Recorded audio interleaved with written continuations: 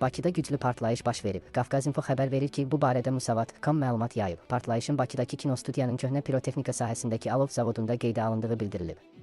Hadisə yerinə Fövqəladə Hallar Nazirliyinin aidiyyəti xidmətləri cəlb olunub, əraziyə giriş məhdudlaşdırılıb, təhlükəsizlik tədbirləri görülür. Müdafiə Sənayesi Nazirliyinin mətbuat xidmətindən APAya bildirilib ki, yayılan xəbərlər həqiqətə uyğun deyil. Alov zavodunda hər hansı partlayış, yanğın baş verməyib. Fövqəladə Hallar Nazirliyi hadisə ilə bağlı məlumat yayıb. Bildirilib ki, Bakı şəhəri Cəfər Cabbarlı adına Azərbaycan Film Kinostudiyasının ərazisində yanğınla müşayiət olunan partlayışın baş verməsi barədə məlumat daxil olub. Məlumatla əlaqədar dərhal əraziyə Fövqəladə Hallar Nazirliyinin qüvvələri cəlb olunub. Qeyd edilib ki, Alov zavodunda partlayış yanğın baş verməsi barədə verilmiş məlumat həqiqətə uyğun deyil. Fövqəladə Hallar Nazirliyi partlayışla bağlı növbəti açıqlama yayıb. Qeyd olunub ki, görülmüş zəruri və təxirə salınmaz tədbirlər sayəsində Cəfər Cabbarlı adına Azərbaycan Film Kinostudiyasının ərazisində baş vermiş yanğın qısa müddətdə məhdudlaşdırılıb.